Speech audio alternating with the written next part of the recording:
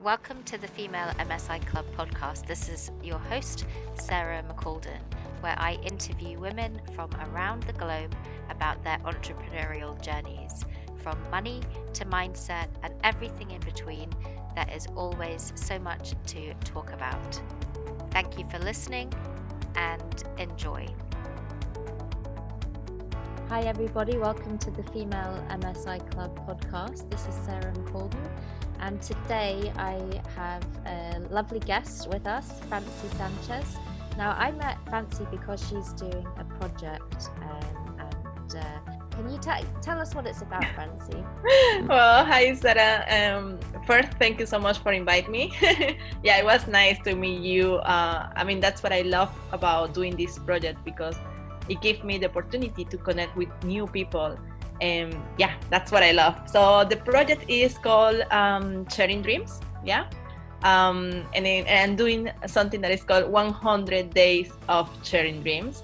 The idea of this is just to support people who are doing nice stuff for the world, like making an impact, making to do something great, something that make them people be happier and like doing what they love. So I came with this crazy idea just because I wanted to connect with more people and feel inspired by others. And what I do is just ask people around and say, hey, what are you doing? Can you just share your dream with me? Because I definitely believe that when we share our dreams, we can connect with other people and we can inspire but through our stories. So that's what I'm doing with this project. Yeah, that's awesome. And so how did it come about? If you think about I remember the other day we were just speaking about your entrepreneurial journey. Can you tell us about that, how that started for you and how you ended up doing this project? Yeah, well, I just started, I'm really new on this entrepreneur journey. I am from Venezuela, but I moved to Dublin 7 years ago. I came just because I wanted to study English, just to learn a new language. And in the end, Dublin opened the doors for me, and I'm still here. My background is in IT. I'm an IT engineer. I work in a company for 3 years back in Venezuela. And when I moved to Dublin, it was kind of like a hard to start looking for a job because I was so scared about my English. And then I started doing other stuff, and then I become learning more about marketing, digital marketing. Mm-hmm. And that was something that I was working. But last year, I quit my job. I say that I wanted to do something different. I didn't know. I was kind of lost. But then I went out of my comfort zone and I started going out and going to different events. And that's when I went through this kind of entrepreneurial style, and then that was the first time when I felt, oh my God, I belong here. I like these people. I like what they are doing. And in that moment, I didn't know exactly what I wanted to do. But then I started meeting different other women that they were doing the same as me, like marketing, like this kind of different projects. And I just get more passionate about it. And right now, I'm working as a digital marketing, helping others to create their website and social media and all those things. But with my project, it was something that I wanted to do something more for fun, connect with more people. I don't know what is coming in the future. But what I see is I really want to empower people to do what they love. And then the way to do that, it was doing the thing that I love to, and just to find that kind of project that gives me that joy. And then I can show people, if I can do it, of course you can do as well. We're all unique. We've all got something inside us. And thank goodness we're unique, right? It would be a pretty boring world if we were all the same. But we've all got that drive within us to do something. So if we follow it, and it takes courage, I think, to go for it. If we can muster up that courage just to take that first step, then that first step will open yeah, so many doors, and you know, like, and that's the beauty of the journey. exactly. You never know what is coming that for you, you know. When I moved to Dublin, I was so scared, like, okay, I'm going to another country, like really far away from my home. And then what I was, okay, I was like, okay, I'm gonna learn a new language and I will be back. But then, see, I still here, and I never expect that I was going to be living in another country, and like just to connect with people around the world, just to have another language that I can communicate now. It's like, oh my God, that's my dream come true. Yeah.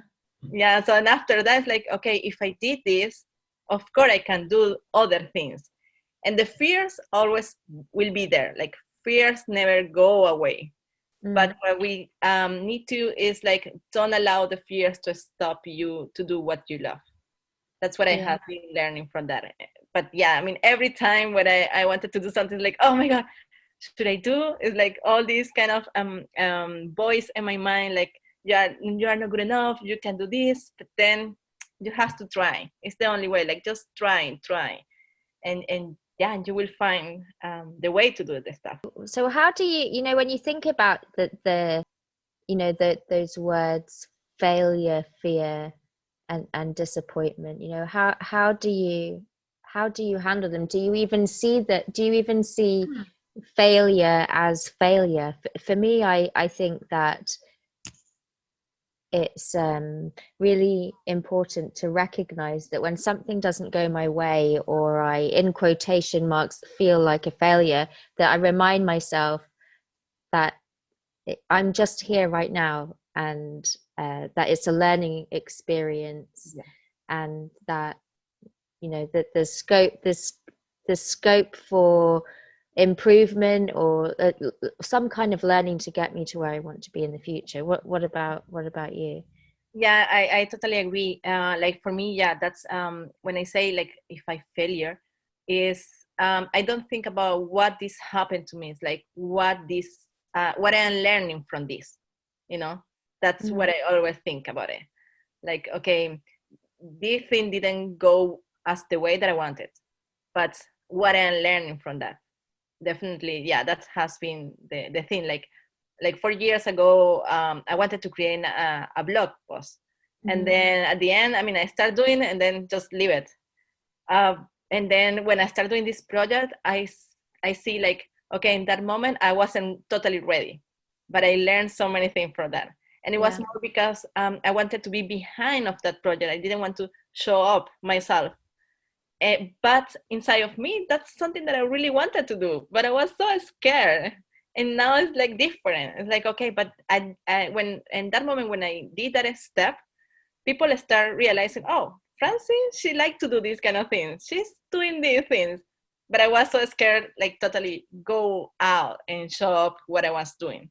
And now that I'm more like an authentic person, like I say, yeah, that's what I want. I want to make videos. I want to show up and connect with others. And everything comes easier.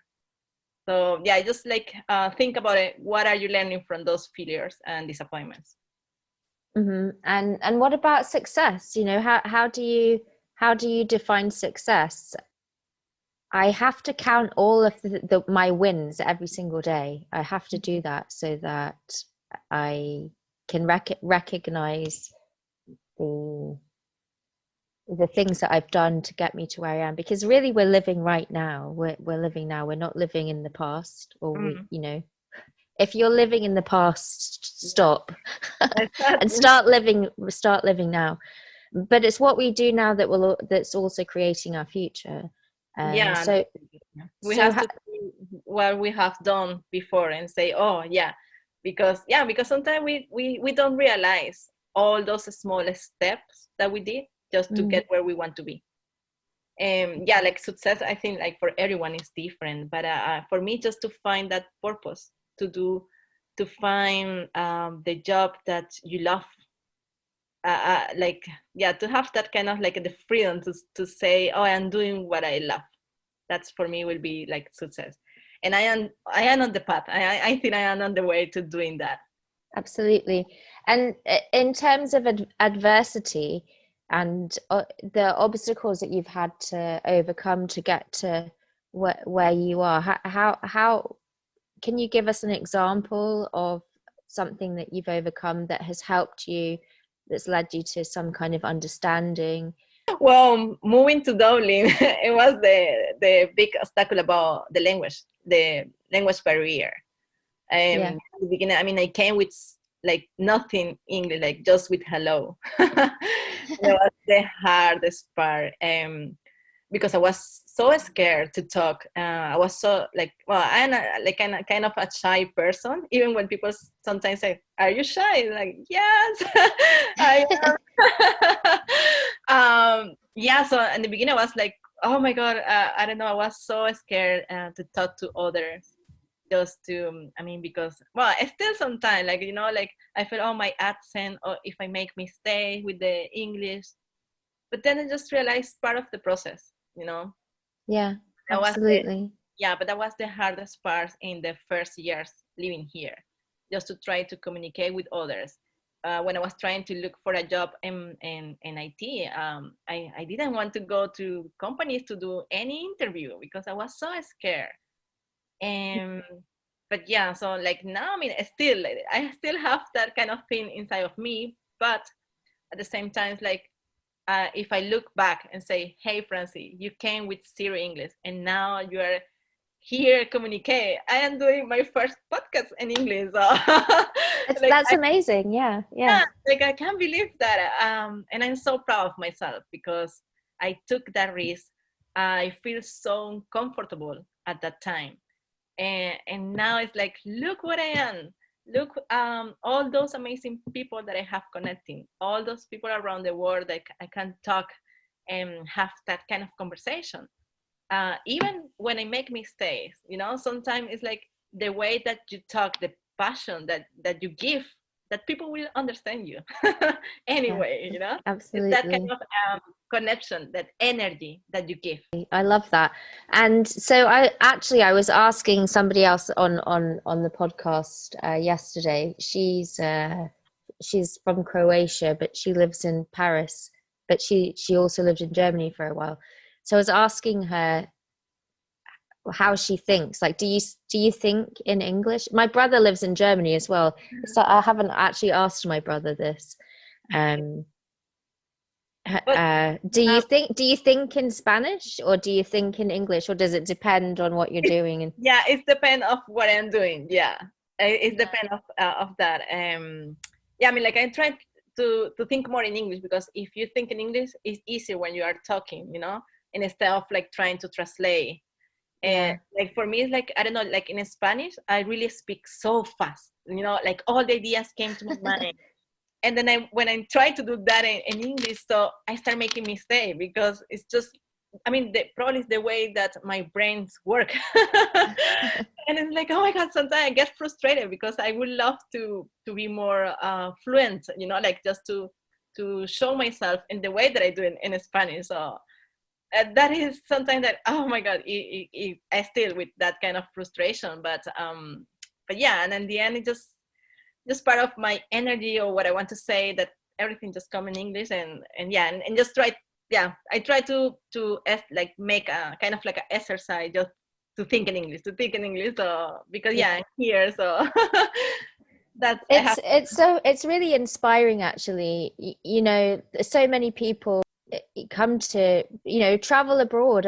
So I've traveled abroad, but I've only traveled to really, well, I've lived in the States and I've lived in New Zealand. Both are English speaking countries, but I feel admiration or respect for people who come to a different country and have to learn a whole new language. And just, it's remarkable, really, to have the courage to do something like that. Yeah. Yeah, exactly. I mean, back in Venezuela, I mean, we learn English. Well, we study in the school English, but the basic things. And we have, of course, like U.S. clothes, kind of like that culture, like you were, least like watching movies in English with subtitles, of course. Mm-hmm. But then that's something that I wanted to do when I was child. Like I always wanted to go and learn a new language. but yeah, again, in the beginning, I was like, oh no, I will never be able to talk in English. And now that I'm doing, it's like, oh my God, or like, just like I read a book, you know? I remember my first book that I read in English, like, I did it. And now I have read so many books in English, and it's so cool to see that different that, like, of course, like right now I start thinking about the past, and it's like at that moment I was saying, when is gonna be that day that I'm gonna feel that I'm talking in English, or like I'm understanding everything, you know? I was waiting for that day, but you don't realize when that happened, you know? It's just like on the way, because I mean, I'm still learning every day. I'm still learning a new word, a new something. Like people sometimes say something like, oh, what they say. But yeah, I'm so proud of myself of being like, to have, I mean, two languages just to talk. Yeah, it's Amazing. it's nice. Yeah.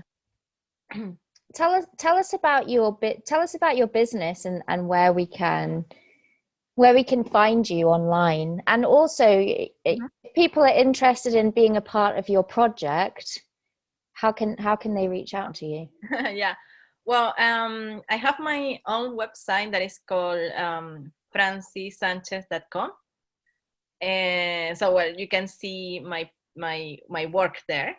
Yeah, well, at the moment I am a freelancer, but I'm trying to build with another girl, kind of like an agency to help women to be success online. But yeah, you can check my website if you can contact with me. Yeah, just send me an email, or and for the project for 100 Day for Sharing Dream, yeah, definitely the same. There is a website that is sharingdreamsstore.com, or in Instagram, Sharing Dreams. And yeah, just what I mean, I just want to have people who want to connect with other people, that people who are doing good things for the world, making an impact. And yeah, I just want to support them, just to have kind of conversation, to see what they are doing. And what I have seen in the community is like, when I post kind of like a dream, people start connecting with those ones, start follow their accounts, and they see the kind of interest, the same interest. And yeah, it has been so nice. Like, I really enjoy what I'm doing. So if you have a dream, just go and share with the world, because you never know who is there to support you and say, hey, yeah, let's do this together. Or just, we need kind of that support people around us. Absolutely. And that's what the Female MSI Club is also about, the collaboration, collaboration between women, the support, the learning together, and the networking. Networking and connections, like more, I see more right now. Yeah, like networking is good, but it's kind of like to have that connection, like you have the possibility to have like a conversation with someone, and just to keep going and helping and supporting in social media, and see what they are doing. Like, if you don't have the money to pay for, I don't know, the product that they are selling, just go and share with others, and give a like in Instagram, just to expose like to show more around, And so this is an interesting question for you. In terms of, so the Female MSI Club, for people listening, MSI stands for multiple sources of income. Why do you think that multiple sources of income, having multiple sources of income, is important for people, for women?